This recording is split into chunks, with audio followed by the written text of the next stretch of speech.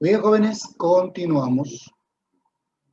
Bueno, decíamos que en el tramo AC, la trayectoria curvilínea, que no es una curva conocida, involucra información de velocidad en la parte inicial y final.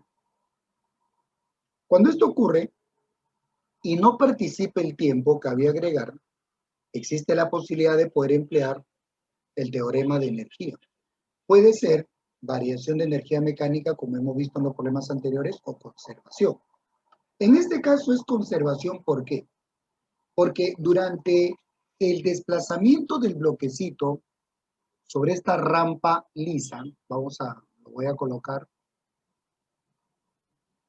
este bloquecito está deslizándose,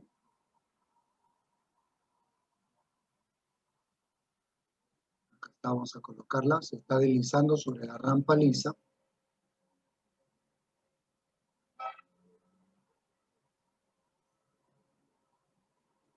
¿está? Más o menos así, ¿no? Se está elevando y las fuerzas que están participando durante la elevación del bloquecito, durante su movimiento sobre esta rampa,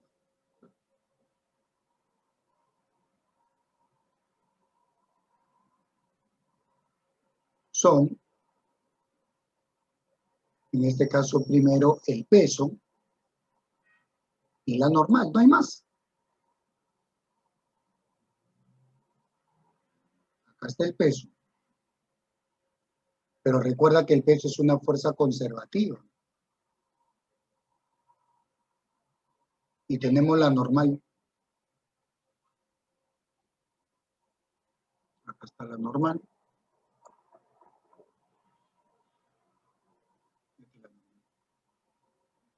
Son las dos únicas fuerzas que están participando.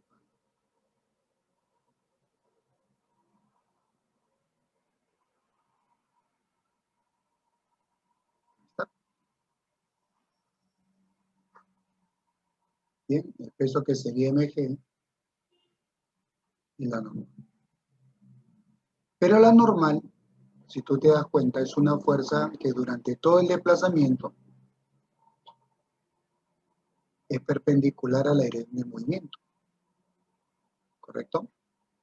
Por lo tanto, en el gráfico tranquilamente estamos afirmando algo muy importante, ¿no?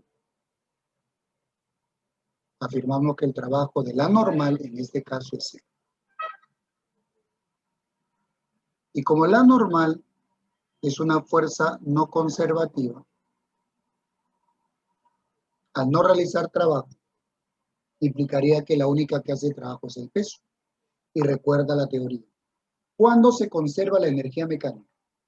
Cuando durante el movimiento del cuerpo solo actúan fuerzas conservativas o de haber fuerzas no conservativas, no deben realizar trabajo. Y es justamente el caso que está ocurriendo.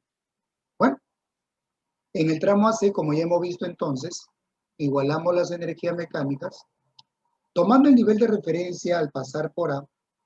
Entonces, el bloque estando en A no tiene altura, solamente tiene energía cinética, siendo la rapidez 10, masa por 10 al cuadrado entre 2. Cuando pasa por C, tiene rapidez, porque con esa rapidez va a abandonar la rampa, energía cinética, m por v cuadrado entre 2, pero también tiene altura, masa por la gravedad y por la altura. En este caso, entonces, tranquilamente la masita la podemos simplificar. Pero no se olviden que la gravedad es 9,8, ¿correcto? Gravedad 9,8. Entonces vamos a tener acá 10 al cuadrado 100, entre 2 sería 50. Esto igual a v al cuadrado entre 2.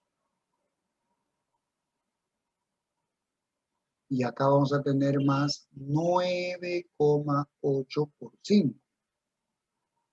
¿No? No es gravedad 10, se le dice bien claro 9,8. Y con esto ya podemos calcular v, que es la velocidad con la cual abandona la rampa. ¿Bien? Y esto nos va a salir, a ver, vamos a ver.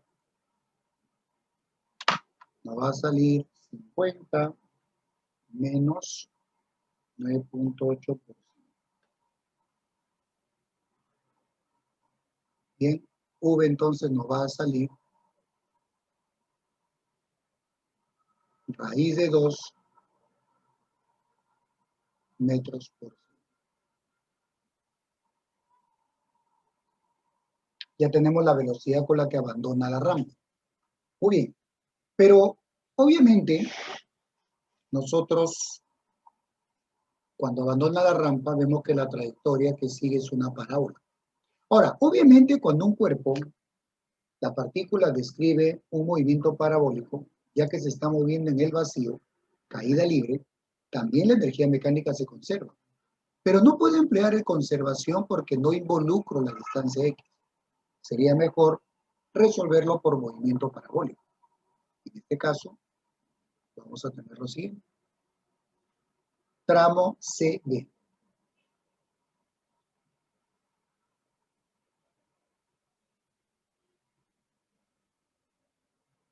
Tramo C. Bien. En este caso, ¿qué tenemos? Movimiento parabólico. ¿No? Movimiento de un proyectil. Muy bien. Entonces, si es así, ya que está participando el desplazamiento vertical y el desplazamiento horizontal, no olviden que para ambos desplazamientos, el tiempo, ¿correcto?, es el mismo. El tiempo que demora en volar el proyectil es el tiempo que se desplaza verticalmente y horizontalmente. Como está saliendo disparado en forma horizontal, tú debes recordar que la componente vertical inicial es 0. ¿Correcto? Por lo tanto, vamos a emplear las ecuaciones. A ver, veamos por acá. En la parte vertical, tú recuerdas la formulita h igual a la velocidad inicial vertical por el tiempo más un medio de la gravedad por el tiempo al cuadrado. ¿Correcto? Ahí está. ¿Y por qué pongo más? Porque el proyectil está bajando. Y cuando baja se utiliza el signo más. Entonces, reemplacemos. La altura hasta que llega a impactar en el piso sería 5. Velocidad inicial por el tiempo 0 sería un medio de la gravedad, que es 9,8, cuidado, no es 10, por el tiempo al cuadrado. Y con esto tranquilamente podemos calcular el tiempo. A ver, acá nos va a quedar 9,8 entre 2, 4,9. Nos va a quedar entonces que el tiempo al cuadrado sería 4,9 sería 49 sobre 10. El 10 pasa a multiplicar, sería 50 sobre 49. Sacando raíz. Raíz de 50, 50 es 25 por 2. Sería entonces 5 raíz de 2 entre 7 segundos. Ese vendría a ser el tiempo que en este caso está demorando el proyectil en llegar al piso. En la vertical, caída libre vertical. Y la horizontal, recuerda que es MR1. Entonces la formulita, recordemos que es distancia igual a velocidad por tiempo.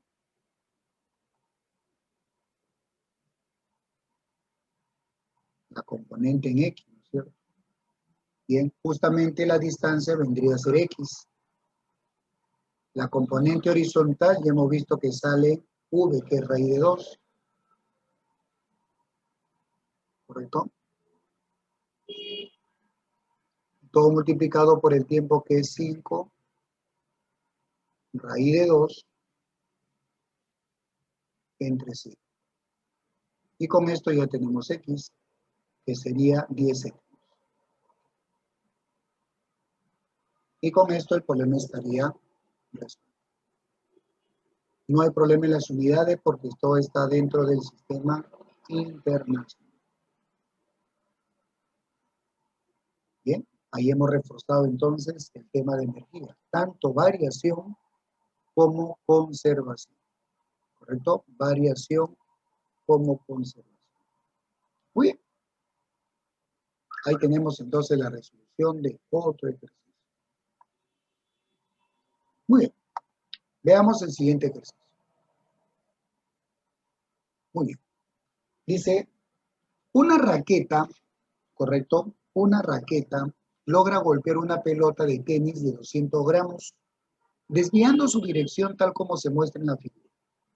Si las rapideces antes y después del impacto son V1.35 y V2.75, respectivamente, determine la magnitud de la fuerza media que experimentó la pelota si la duración del contacto fue de 0,05 segundos.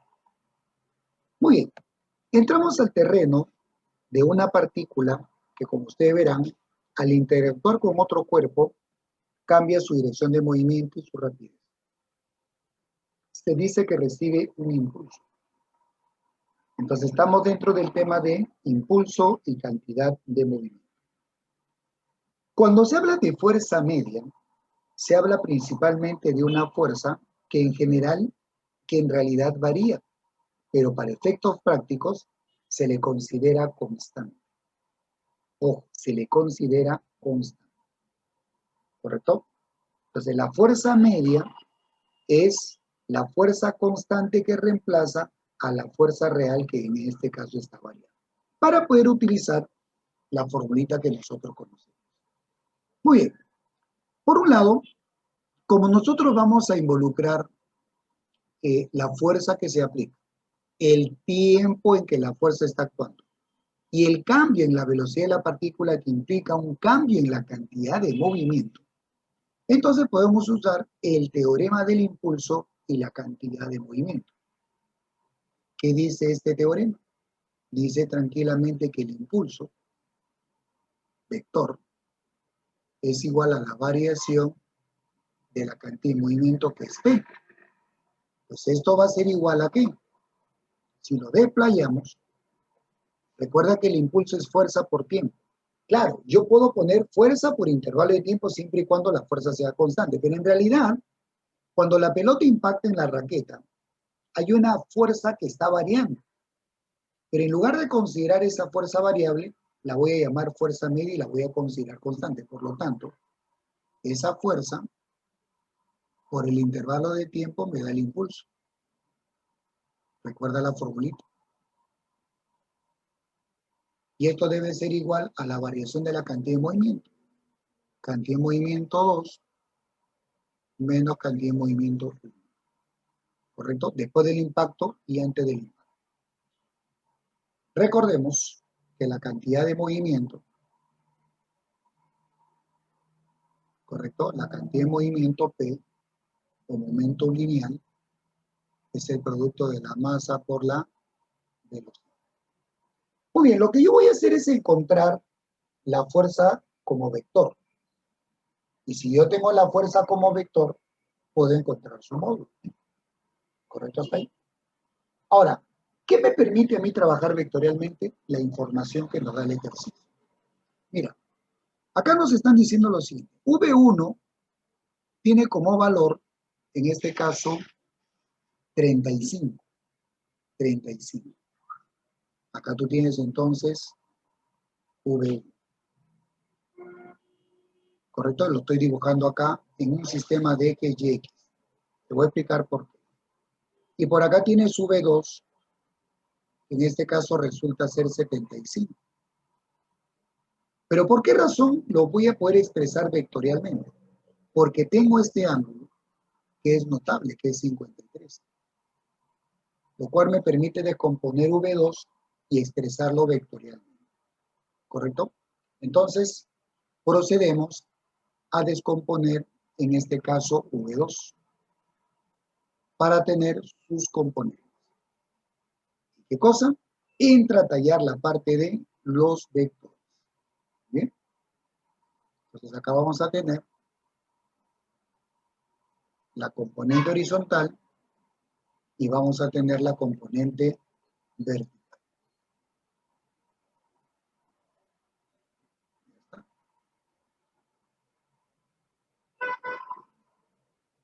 Así.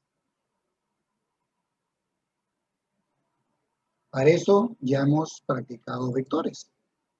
Ya tenemos conocimiento de los vectores. Muy bien. Entonces, vamos por partes. Para poder encontrar estas operaciones, hacemos lo siguiente. A ver, en este caso, P1 sería la masa que es 200, que, ojo, hay que pasarlo a kilogramos, entre 1000 sería 0,2, por la velocidad V1. En este caso, como está apuntando hacia la izquierda y está en el eje X, sería menos 35,0. Ya está. Y con esto yo tengo P1, que sería en este caso 35 por 0,2. Lo cual nos da entonces menos 7,0 en las unidades de kilogramos metro por segundo. Unidad de la cantidad de movimiento. Luego, vamos a calcular P2. ¿Correcto? La cantidad de movimiento 2, que después del impacto. La masa, que sería también 0,2 por la velocidad.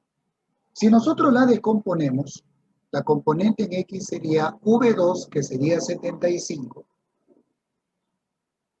por el coseno de 53. Y la componente vertical es una componente positiva, entonces sería 75 multiplicado por el seno de 53. Bien, y esto nos va a quedar lo siguiente, 0,2 por 75 por 0,6. 9, punto y coma, 0,2 por 75 y por seno de 53, que es 0,12.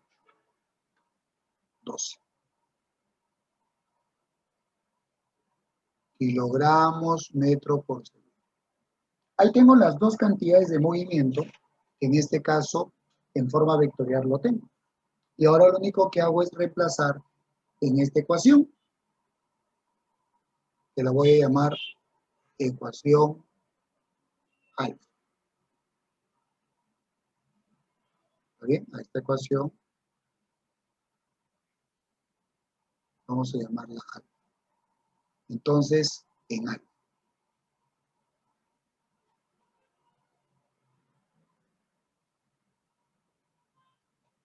Bien, vamos a reemplazar entonces la fuerza F, que me están pidiendo, multiplicada por el tiempo, que es 0,05, debe ser igual a la cantidad de movimiento 2, que es 9,12, menos 7,0.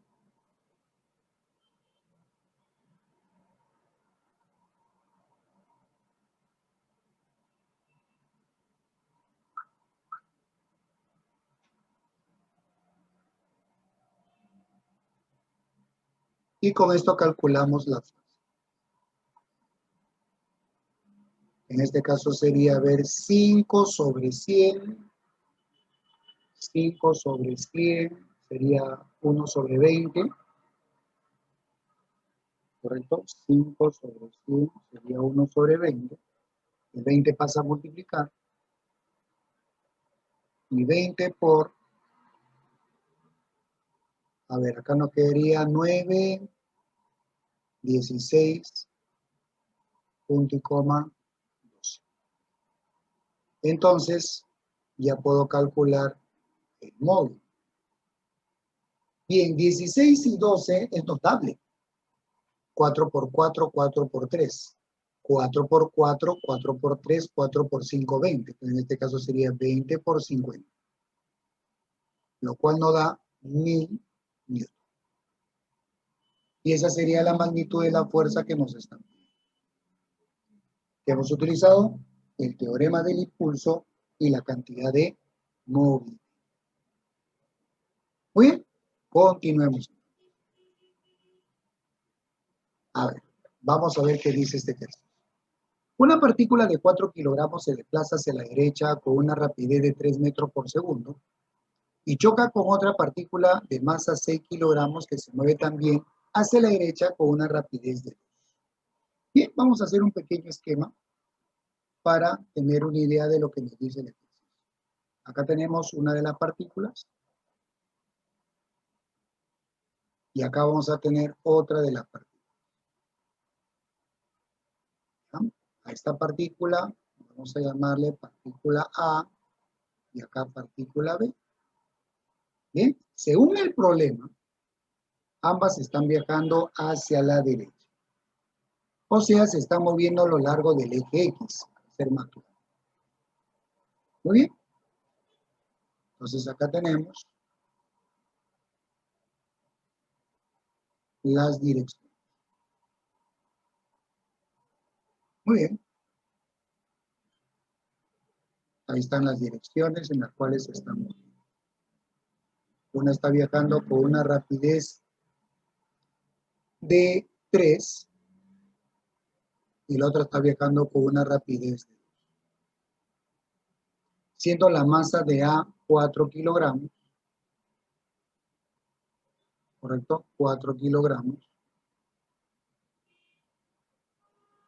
Y la otra, una masa de 6 kilogramos.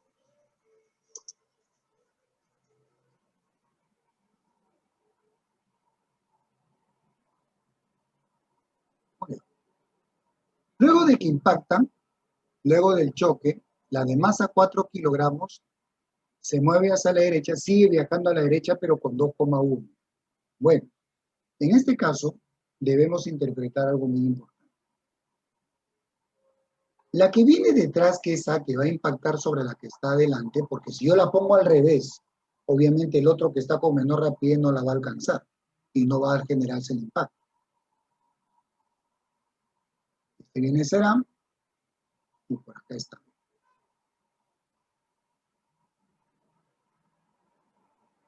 Ahí está. Esto viene a ser A y acá tenemos.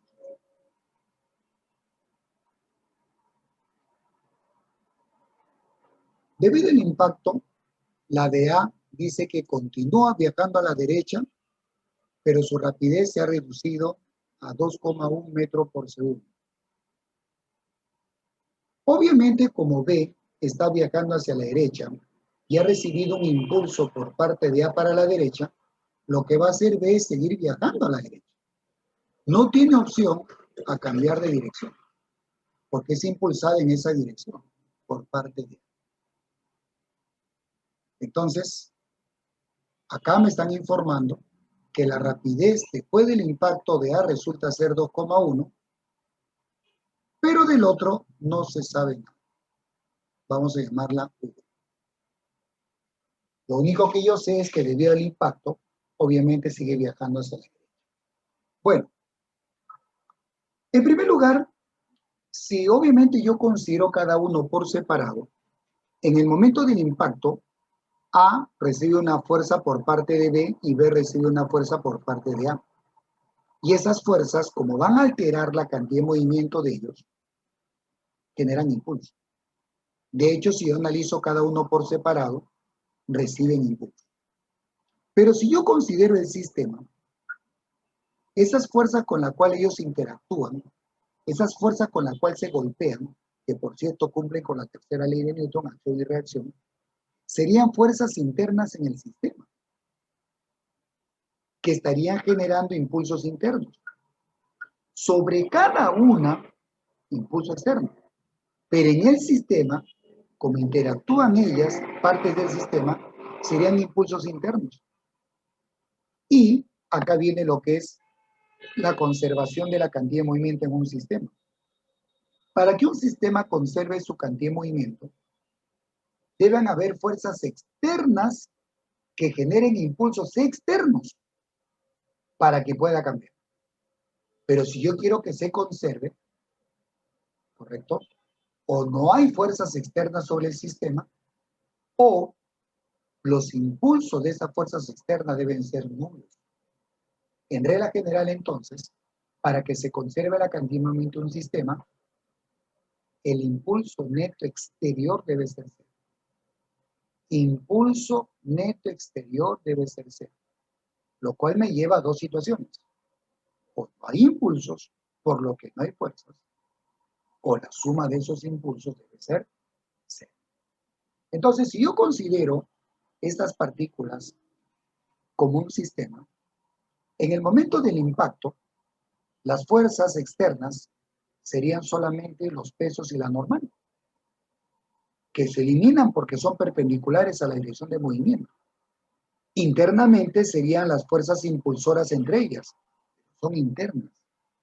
Por lo tanto, ellas no van a alterar para nada la cantidad de movimiento del sistema. Sí la cantidad de movimiento de cada una de ellas, pero del sistema no. Por lo tanto, si las dos pelotitas, antes de que impacten, sus cantidades de movimiento suman 20, después del impacto, su suma de cantidad de movimiento va a seguir 20. Aunque cada una no va a mantener su cantidad de movimiento. Por ejemplo, si la cantidad de movimiento de una de ellas era, por ejemplo, 12 y la otra es 8, suman 20, estando en la misma dirección. 12 y 8. Pero después, la que era 12, su cantidad de movimiento se ha reducido a 5 y la otra es 15. ¿Cuánto suma? 20. La cantidad de movimiento de cada una ha cambiado debido a las fuerzas impulsoras internas, pero el sistema conservó su cantidad de movimiento. En todo choque, jóvenes, se conserva la cantidad de movimiento. Entonces yo, para poder encontrar V, voy a aplicar primero conservación de la cantidad de movimiento. Y después utilizo la formulita del coeficiente de restitución para poder encontrar su valor. Que recordemos que debe estar entre 0 y 1. No debe superar ese valor. Muy bien, empezamos entonces. A ver por acá. Bien, decimos entonces que la sumatoria de la cantidad de movimiento ante el choque debe ser igual a la sumatoria de cantidad de movimiento después del choque. Dicho de otra forma, la cantidad de movimiento del sistema ante el choque debe ser igual a la cantidad de movimiento del sistema después del choque. Muy bien.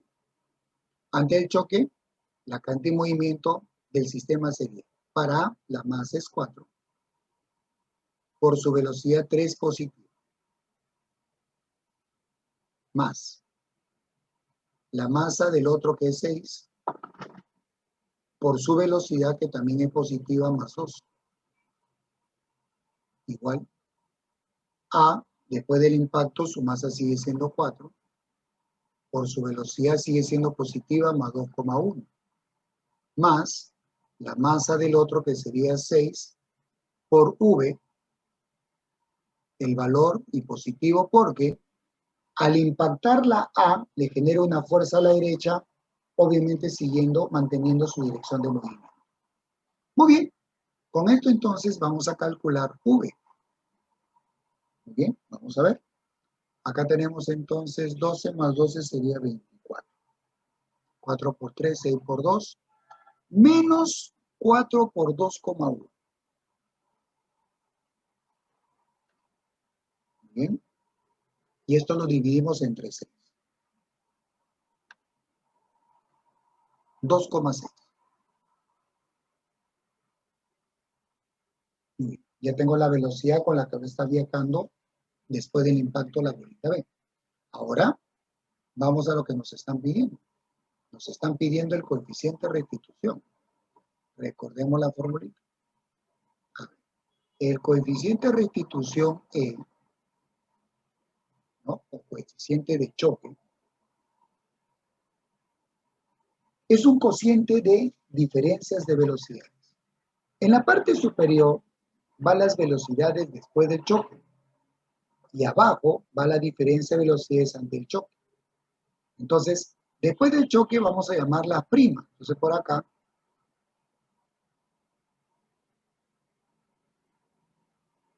V2' menos V1', ¿correcto? Prima significa después del choque. Y abajo, la diferencia de velocidades ante el choque, pero en orden inverso. V1 menos V2.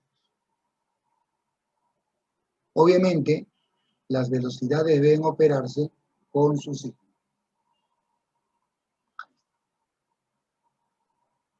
Y obviamente,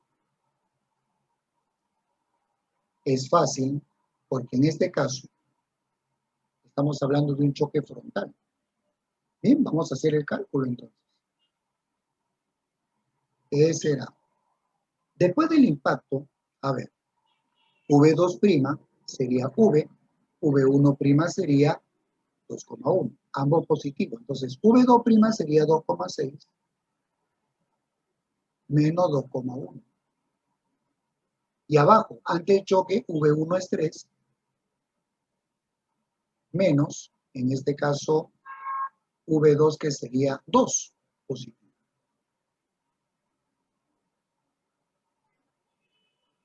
Y entonces, ¿cuánto sale? 2,6 menos 2,1 sería 0,5 entre 1, 0,5. Y con esto el problema estaría.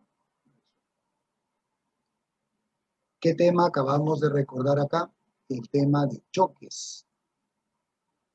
Correcto. En este caso, el E siempre está entre 0 y 1. Si es 0, el choque es plástico o completamente inelástico. Si es 1, es elástico.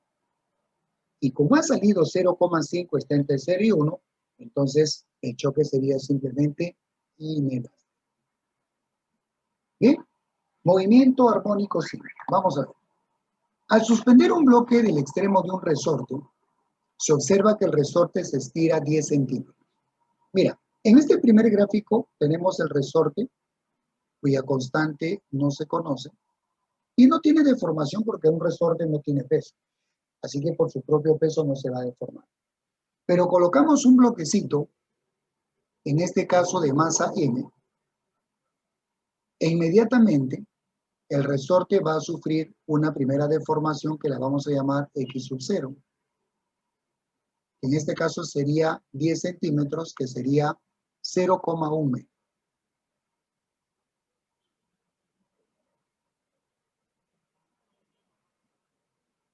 Listo.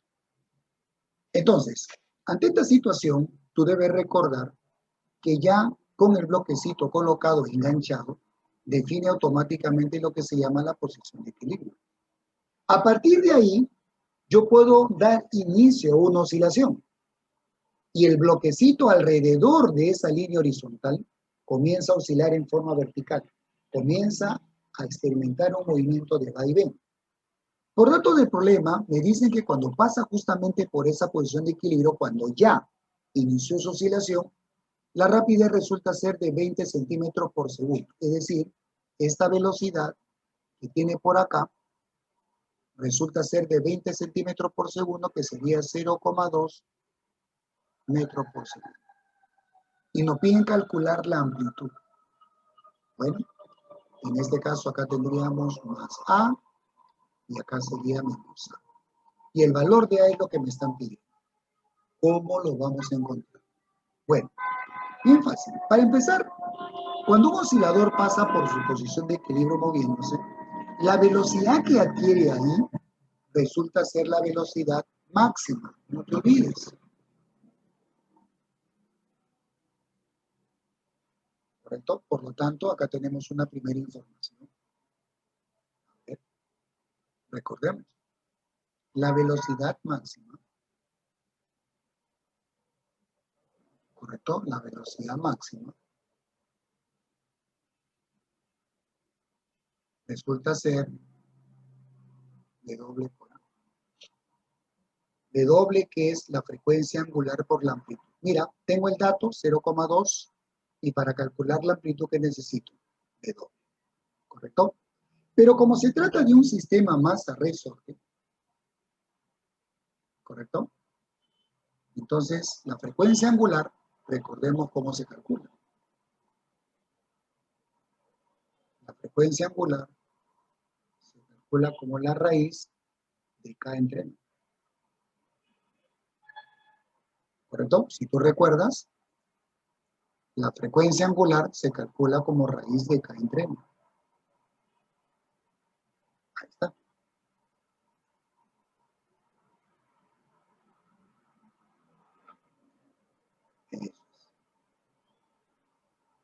Entonces, yo necesito el valor de K y el valor de... El problema es que K y M no lo conozco, pero fácil.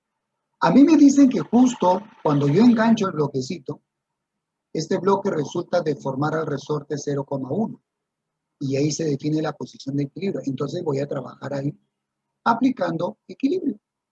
Hago mi diagrama de cuerpo. Veamos qué fuerzas vamos a tener en ese momento. De hecho, primero tenemos el peso, vertical y para abajo. Y luego, debido a que el resorte ya se deformó, ya se estiró, tenemos la fuerza elástica. Esas serían las dos fuerzas que estarían participando.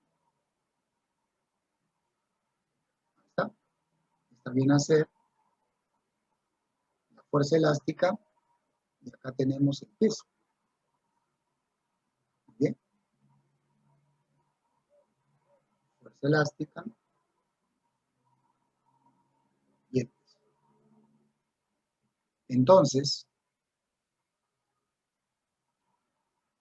en la posición de equilibrio, la fuerza elástica será igual al peso.